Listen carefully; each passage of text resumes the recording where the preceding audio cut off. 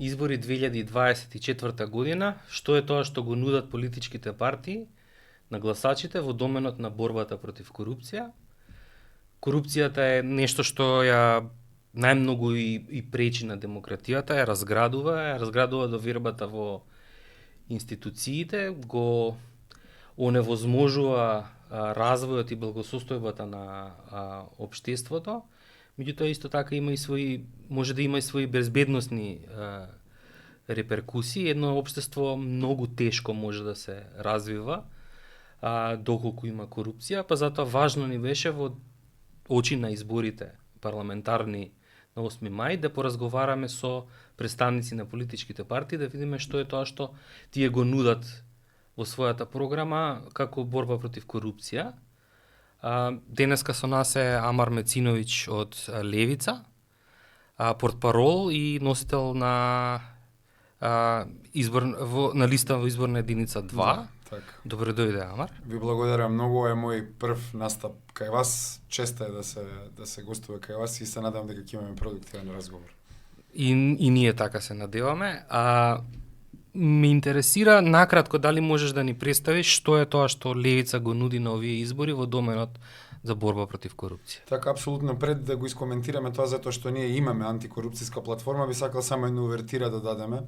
Значи 30 години Македонија ја разградува просто корупцијата, тоа е јасно не само преку нашите субјективни чувства или објективни некои заклучоци, туку и преку низата на европски извештаи низ годините кои го оценуваат прогресот на Македонија токму во ова поле како најстагнирачко, дури и се продлабочува корупцијата нормално, да. Но во сиве овие 30 години ова есен имавме еден пресуден момент кој остана така малку незабележан баш заради нискиот степен на демократизацијата на општеството кое го кочат големите партии практично со нивните партиски војски, ловење на штетни наративи, тоест создавање на штетни наративи кои се потполно вон дискурсот кој ги интересира луѓето. Тој момент беше носењето на новиот кривичен законник.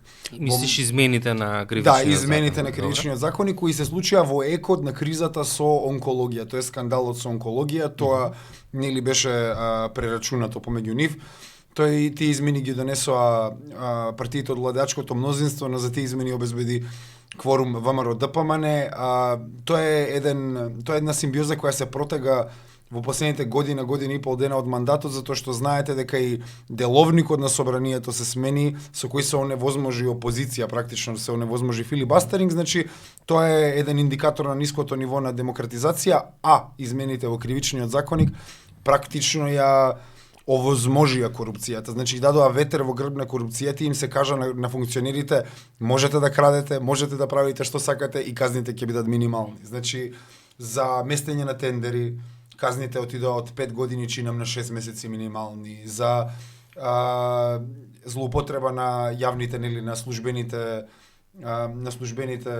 како се вика на службената должност. На службената должност, значи тоа беа измени кои потполно ја аболицираа корупцијата не само во еден абстрактен поим, туку практично и пратеници во сегашниот, тоест предходниот состав на собранието беа аболицирани од нивните кривични дела.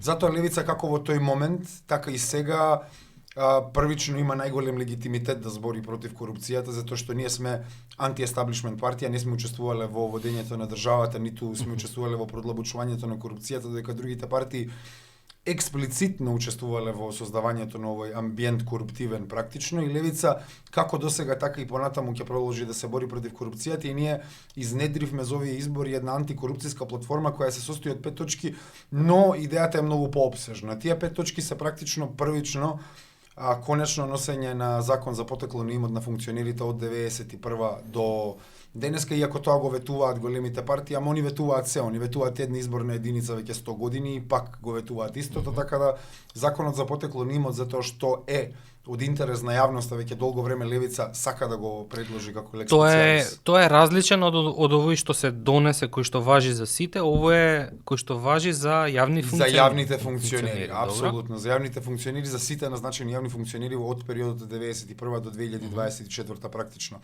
Втора работа е незастарувањето на кривичните дела поврзани со така наречениот економски криминал или корупција извршена од страна на јавни функционери. Третата точка е трикратно зголемување на казнената политика и рокот на застареност, нели, во кривичниот законник во однос на овие криминали поврзани со јавните функционери. Четвртата точка е проширена конфискација на нелегално стекнатиот имот на досегашните владеачки структури и олигарси. И тоа не само за нив, туку и за нивните блиски, за нивните роднини, затоа што ние знаеме дека тоа е шемата практично која функционира. Знаете, ако нема тој фирма, има мајка му фирма, татко му, баба му, сите они имаат фирми во своите семејства кои действуваат коруптивно. Практично, затоа, значи, потребно е проширување на конфискацијата на нелегално стекнатиот имот. И петата точка е разрешување на судија по сила на закон, на кој му застареле 3 предмета во кариерата, поради кои Македонија ќе изгуби спор пред судот во Страсбург. Значи, тоа е практично заставање... Два услови. Еден е ако му застарат 3 случаи. Да, 3 случаи и ако изгуби вакво во Страсбург, затоа што тоа е практично удар по партизацијата на судството практично. Тоа се некои 5 основни точки на нашата антикорупцијска платформа, кои лесно би можела јавноста, нели, да ги поима, но нашата антикорупцијска платформа е многу поопширна. Значи, таа се однесува првично, сега моментално действијата поврзани со корупцијата дури се третираат и како прекршочни. Ние предвидуваме да не постои таква вакво димензија на работите, туку злоупотребата на јавната функција и корупцијата треба да се третира само како кривично дело. Значи, не може државниот апарат да му служи некому за богатен јавен апарат, практично кој постои на основа на општествен договор кој треба да служи, нели, на заедницата на општеството, така да злоупотреба на државниот апарат треба да биде апсолутно кривично дело, а не прекршочно дело. Дури е смешно да зборуваме за такви работи како прекршоци. Понатаму, антикорупцијската комисија, ние предвидуваме председателот, тоест председавачот на антикорупцијската комисија да го предлага опозицијата и мноштвото членови на ова комисија. Зошто? И имавте разговор зошто тоа би било, бидејќи сега се отворени на конкурс? Апсолутно, затоа што предпоставуваме дека владеачките структури, иако е тоа конкурс, владеачките структури знаеме, мислам да не се лажеме, моќта е голема кога владееш со една држава, така да иако е некаде меѓу редовите, ние веруваме дека овие редови цело време се пополнуваат со подробни луѓе, поволни луѓе за владеачките структури, така да мислиме дека со воведување на вакви измени каде опозицијата би го назначувала, нели, председавачот и мнозинството, практично би се закочила можноста владата, нели, да ја злоупотребува оваа комисија практично. Добро, ќе се вратам на ова за антикорупцијската комисија. Се споменуваат повеќе работи во вашата програма, кои што, да речам, никако се врзуваат со борбата против корупција. Имам некои прашања поврзани со она што веќе го зборуваше. И некои прашања на кои што, да кажам, се уште не се осврна. Прашањето ми е најмногу за законот за потекло на имот кај функционерите. Дали можеш малку повеќе да објасниш која е идејата, кој би го истражувал тоа, како тоа би одело, бидејќи бројот на функционери кој е опфатот, што не интересира? Апсолутно, значи сите правни аспекти на овој закон јас не можам да ги коментирам практично, или јас сум кандидат за пратеник, а нашата партија го нуди ова со нашиот правен тим нормално.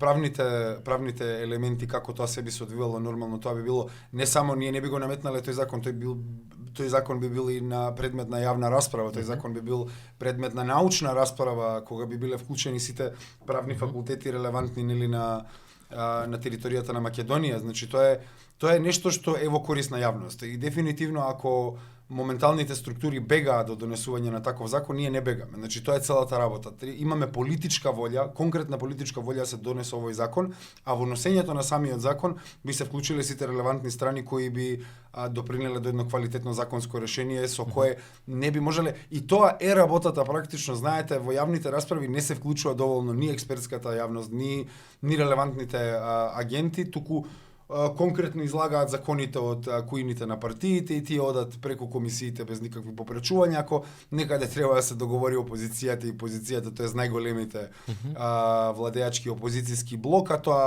тоа нели се прави стихино и тогаш поминуваат законите. Дури ние видовме дека кога има кочење, се злоупотребува и европското знаменце. Значи, ние зборуваме за една поразличен пристап во носењето на законската материја, тоа е нели отворена. Сега е моментот да се разбере дека постои политичка волја. И таа политичка волја за носење на овој закон е всушност сочината во левица, а не во другите партии, што не го кажувам дури ни со доза на скромност, затоа што гледаме што прават партиите од естаблишментот и јас мислам дека народот дури веќе не им ни верува. Нели туку има и некои рефлексни тука елементи зашто се гласаат тие партии и можеме и да зборуваме за тоа. Значи партиските ова е малку надвор од доменот на ова што го зборуваме.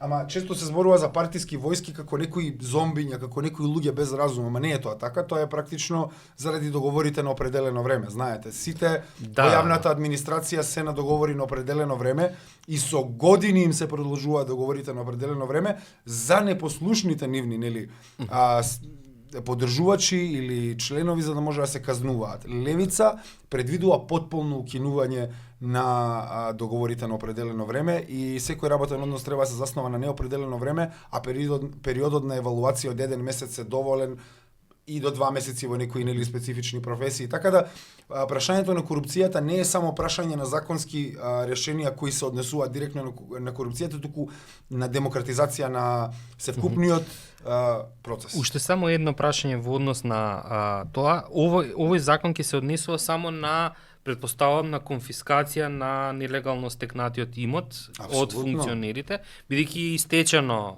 времето на застарување на кривичната одговорност. Затоа што од една страна застарувањето е и заштита на човековите права, иако нели зборуваме за криминалци, заради тоа што дебатата, научната дебата е колку треба да трае, колку треба да помине време за да застари, зашто ако има апсолутно незастарување, можете некако да држите цел живот во фиока без да го затворите случајот и тоа е другата страна на ситуацијата во која што зборуваме за незастарување на иако нели сите би сакале да се најдат криминалците и да се осудат, во инструментот кој што се дава на државата е голем и широк и затоа има застарување. Али, например, тоа не се однесува на конфискување на имотот. Тоа не се однесува апсолутно на конфискација на нелегално стекнатиот имот, тоа всушност и зашто зборуваме, но јас би сакал нешто да потенцирам. Обичните луѓе генерално кога зборат за правото, зборат првично или како нешто дадено од Господ, што не може да се менува, значи правото како еден гносеолошки извор од правдата и ние го изведуваме, значи правдата е една универзална категорија, ние вадиме право и сега нормите на правото се апсолутни и не сме да се чепкаат. Не, правото е одраз на владеачката класа. Тоа го видовме со измените на кривичниот законник. Они ако може да си ги намалуваат казните и намалуваат периодите на застареност, тоа е затоа што на нив им одговара. Ако процени јавноста, ако процени експертската фела дека треба нешто да се продолжи, ако треба нешто, мислам, јас не сум нели стручен во овој поглед, но можеби и треба и ретроактивно нели да се земат предметови. Не може, ќе падне на суд за ретроактивноста, тоа е уствари најголемата штета на скратувањето на казните, затоа што сега мора да се судат по помеките норми, условно кажано. Ама знаете, ова мислам веќе дури станува флоскула, ама навистина е болно. Мислам овде во Македонија за кебапи лежат луѓе. Јасно е, тоа е штетата и затоа е многу важно кога се носи казнената политика да таа биде стабилна, долгорочна и со визија. За жал измените тогаш беа голем удар. Апсолутно, ама знаете, значи повелете, значи меѓутоа само да не се пресираме, извини. Готово. Ова е рефлекс од други емисии. Да се префрлиме на една тема, а таа е проширената конфискација, да речем слична е на таа, со тие несреќни измени во На кривичниот септември, законник, да, така. се донесе до објаснување за таа проширена конфискација. Што е она, и стручната јавност вели, не е проблемот во законот, проблемот е во тој што го употребува законот, а тоа се судиите и јавните обвинители. Што е она што левица го нуди како реформа на правосудниот систем? Значи, реформата на правосудниот систем за левица прво би била, значи, нели, далеко обсежна и би почнала од самиот врв. Значи, ние моментално имаме една дефиниција за назначување на суди во Врховниот суд. Ако не грешам, има една формулација, вели истакнат правник. Таа формулација истакнат правник не значи ништо. Значи, истакнат правник може, не знам, јас ако ти го дадам тој епитет истакнат правник, сега стануваш истакнат правник. Јас за среќа не сум истакнат правник. Еве, од денеска си Да. јас ти го давам тој епитет, така да нели сега може да конкурираш за врховен судија. Значи, тоа е проблемот. Од самиот врв, па нели и до нели основните судови и сето тоа треба да се изврши еден апсолутен ветинг. За ветингот зборуваат партиите, дури зборуваат Дуи, мене ми искрено дегутантно Дуи да го зборуваат. Ама тоа, левица на пример зборува за реизбор. Дали имало дебата како тоа ќе се случи, бидејќи нема во земјите наоколу, па или во Европа, нема успешен пример освен Естонија на почетокот после падот на Варшавскиот пакт, нема успешна приказна на реизбор. Така, но тоа е поврзано со материјалните околности во една држава. Нормално, ако на Македонија се наметнуваат такви материјални околности каде што би требале ние да тргнеме во таа насока, просто треба да тргнеме во таа насока, затоа што ние да ги следевме примерите од Европа, што е успешно, што не е успешно, немаше уште да имаме рамен данок, немаше да имаме уште дистрибутивни мрежи кои се приватни. Тоа се трендовите во Европа, нели? Значи, во Европа се оди кон прогресивен данок и кон сите тие работи. Значи, ако можеме да бидеме изолат во одредени прашања, можеме да бидеме изолати во други прашања, а повторно нови избори се гласа политичка волја. Значи, толку е просто политичката волја која е насочена кон еден правец кој треба да го прифатиме и повторно со поголема демократизација и вклучување на стручната јавност би се донеле некои позитивни вакво законски решенија. Да, го прашувам прашањето заради тоа што на пример соседна Албанија имаше реизбор. Еве уште не ги завршила 10 години реформите, одреден број на време, има дури скоро целосно блокирано судство и ветингот некако од аспект на некој што го наблюдува процесот е секогаш ризик. И прашање е што добиваме, што губиме кога тоа го правиме, дали можеби постои некоја друга алатка како да се расчисти со правосудството. И бидејќи констатацијата не е различна дека имаме проблем со правосудството. Значи многу е просто во таа насока. Значи ние прво имаме, еве ајде да почнеме со една работа. Значи ние имаме предлог во една не знам, тоа би било територијална единица, судска единица, не знам како се вика, или општина или како и да е, да не можат подрачје.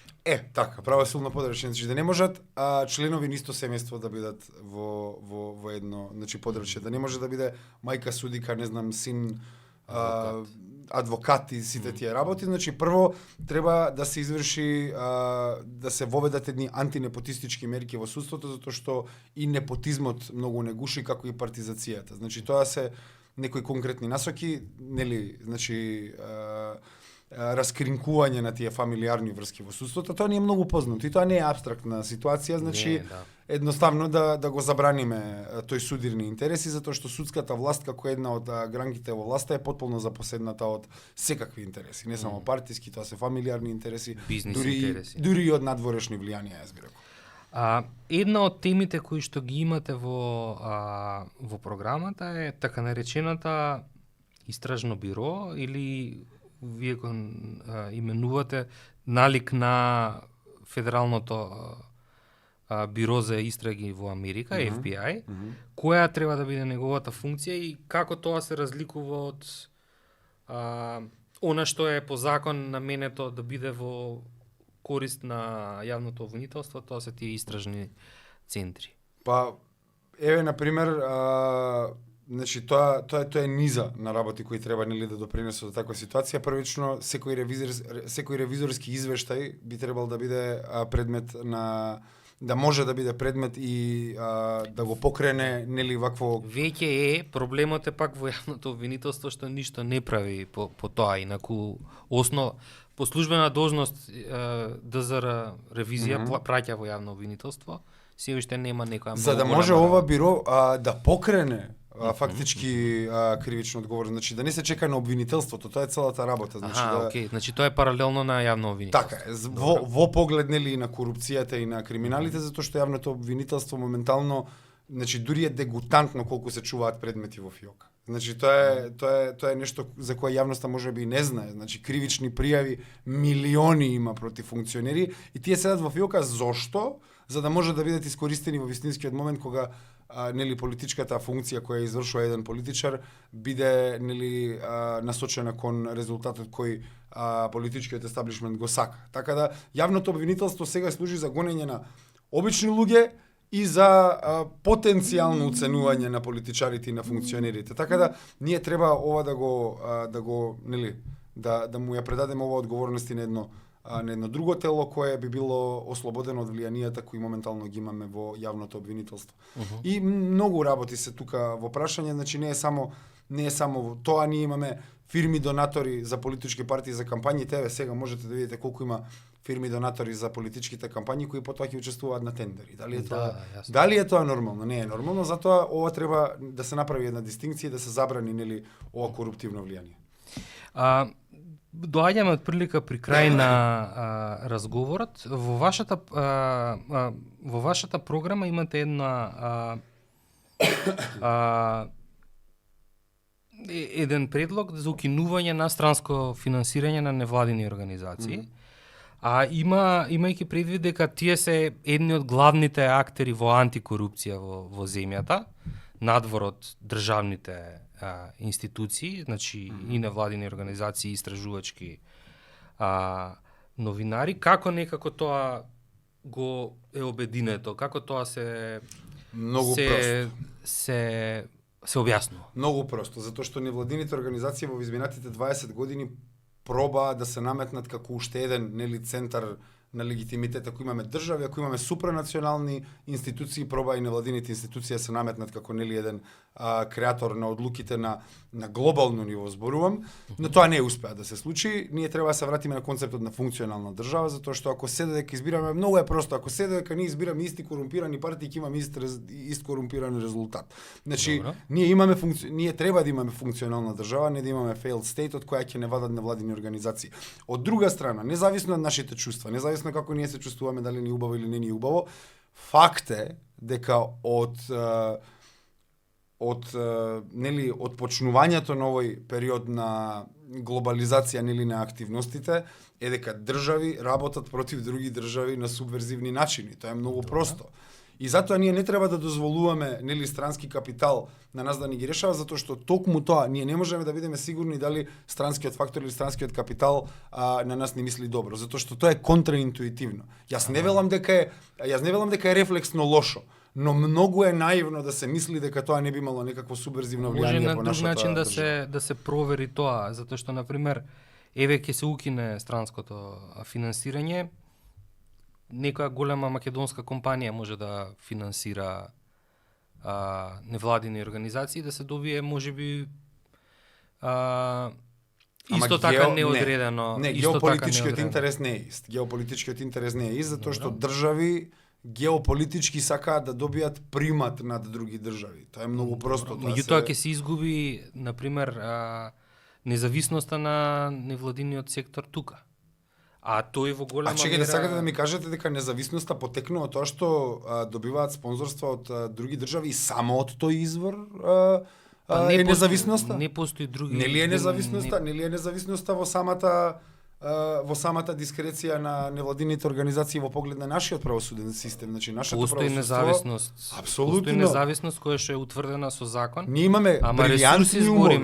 За ресурсите збориме заради тоа што прашањето што се поставува на крајот на денот е левица теоретски би дошла некогаш на власт, ќе се соочи со истата работа со која што се соочува било кој реформатор кога доаѓа на власт е дека му недостасуваат луѓе.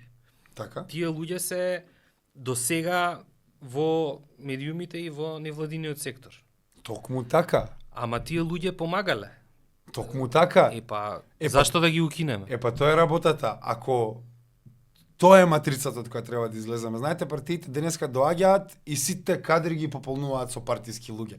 Добре. Токму така. Ние треба државата да почнеме да ја пополнуваме со компетентни луѓе од републиката. Да, ама невладиниот сектор во антикорупцијските проекти функционира на принцип на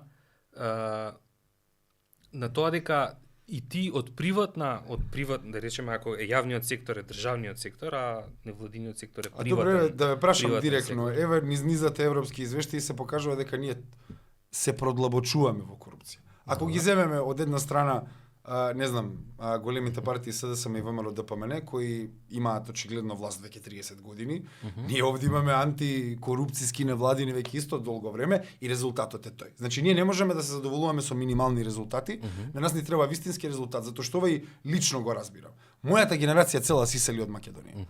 Тоа е, тоа е тоа.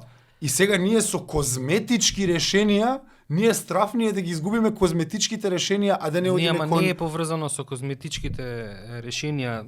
Мене прашањето најмногу ми е поврзано со тоа дека има лимитиран број на луѓе, на актери, добро, кои што се борат против корупција и ако им го скратиме финансирањето на истражувачките новинари кои што скоро целосно се тука имате задруги за истражувачки новинари имаме посебни мерки во Ама за другарски имате? За другарски, така. Знам, затоа што имаме компетентни луѓе, ние имаме компетентни новинари. Ама нема скапа. А колку влие уредувачката политика на новинари? Не влие. Не влие уредувачката политика на индивидуалците новинари? Чија уредувачка политика? Секоја уредувачка политика, на секој било, значи на секој бил кој било да е изворот. Значи дали е изворот? Не влие. Не влие уредувачката политика. Не, ние сме пример дека влие уредувачката политика. Ние сме 4 години парламентарна партија, ние не можеме да се појавиме на медиумите. Ама на истражувачките новинари се третирани работи за кои што вие сте зборале. Не зборувам за сите медиуми. Апсолутно, но тоа не Јас сум загрижен за истражувачките новинари и за невладините организации кои што работат во тој домен, бидејќи за тоа е нели емисијата. Ние имаме охрабрување на свиркање, например. Ние имаме охрабрување на институционално свиркање. За жал, и заштита. Најмалку ефикасен метод е секаде у светот свиркањето.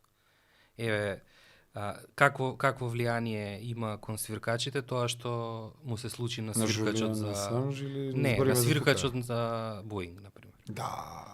Значи, многу тешка патека е за сите и многу е Сакам да кажам, значи ние оваа перцепција која нас ни има создадено е заради некомпетентни криминални партии. Ние ја перцепираме државата прво и го минимизираме вистинското ниво на влијание кој го има над нашето општество, затоа што гледаме дека државата се користи само во одредени некои вакво насоки, тоа е нели генерирање на профит за големите компании и такви работи. Државата е еден многу моќен апарат кој може да користи за многу работи. Ние сме етатисти, тоа е многу просто, значи ова е идеолошка работа. Значи ние сме етатисти и ние сметаме дека државата со вистински луѓе може да ги реши овие проблеми, а посебно повторно да потенцирам, да не бидеме наивни. Државите на геополитички план не се пријатели меѓусебно. Значи, ова е надвор од нашите чувства. Ова е надвор од нашите чувства. Државите пробуваат да добијат нели предност пред друга држава. И тоа е апсолутно така. Ние во Македонија, ајде да коментираме од каде е странскиот капитал. Нас не 80% од странскиот капитал е од Австрија. Тоа Австрија затоа што не сака е тоа така? Не, затоа што има интерес од нас. Странскиот капитал пробува да ги отргне вакво ресурсите, да ги отргне дури човечкиот капацитет и да изврши субверзија врз државата. Значи, ама не се сите земји непријатели. Не се сите земји непријатели. Некои земји давале имаат најразлични извори на финансирање кои што обезбедуваат една техничка помош. Мислам дека поголемиот проблем е како помошта која што државите ја зимаат од големите, да кажам, извори на меѓународен развој, Така. како таа ја користат, отколку дека има некаква задна намера која што се манифестира, најмалку преку граѓанските организации. Во ред, најмалку, но сепак. Тоа е целата, не, тоа е целата воопшто работа. во смисла најмалку. Меѓутоа, добро, као се вика, сакам да ти заблагодарам на времето кое што го посвети. Се представија неколку политички партии, изборите се на 8 мај. Доколку важно ви е како ќе се борат против корупција, а граѓаните според сите истражувања сметаат корупцијата како најголем општествен проблем, проценете и излезете на избори на 8 мај.